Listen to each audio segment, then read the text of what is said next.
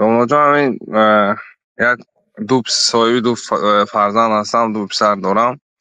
همین پسین فرزند خوردی هم یک گرده تولد شدگی است. اینه من بعد از 3 ماه فهمیدم دختران نمیشد. گفتن از خیلی الحمدلله 3 ساله میشد. دختر دعوی کردیم از اوچات دختر هم نده. دختر حالت های هست که مثلا راه پیشابش تنگ شد و گردش اتکاس کند، یا حالت های هست که گرده یک برو اتکاس کند. گفته هی کمتر ناامید میکردن. این هم برای من مصیبت میشود یا چه خیل میشود؟ همین بله این مصیبت است. فرزند آدم این به جان آدم برابر است. پیامبر صلی الله علیه و سلم گفتند که فاطمه بضعة منی، فاطمه یک جزء من است، یک برده گوشتی من است. من اغضبها اغضبنی، کسی فاطمه را به غضب آورده است و مرا به غضب آورده. کسی فرزندتون حقارت کند و گویا که شما را حقارت کرده است. بنابراین فرزند آدم جزئی آدم است. بنابراین زکات داده نمیتواند به فرزندش، چون که خودی به خودش دادگی باری. فرزند آدم این یک قسمی او هست.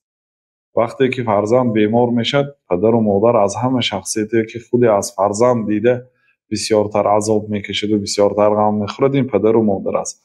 هر یک غم، غصه، مشقت، درد، حتی خاری که به پاتون میرسد، اون به سببش گناهتان بخشیده میشد و ثواب نوشته میشد، چون که این مصیبت است. و شرطی که یعنی صبر کنید و از الله تعالی اجر امید کنید. یعنی به مصیبت ها داد و فیغان یا ناراضگی بیان نمیکنید. نمیگوید که الله برای چی به من دادی، برای چی به دیگرها این مصیبت ندادی.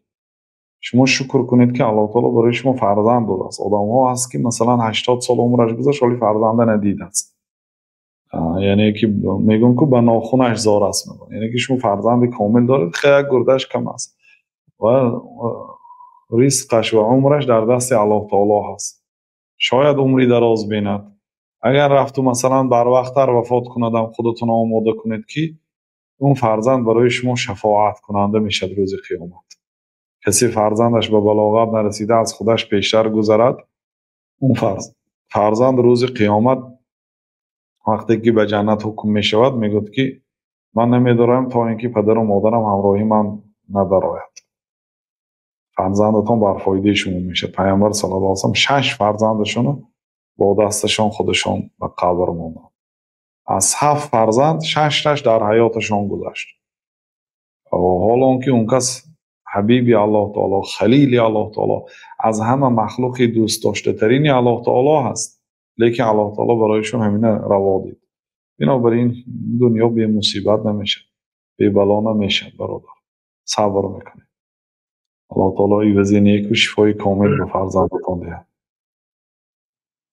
آمین. رحمت کلام الله در پناه الله. جزاک الله خیرا. سلامت باشید.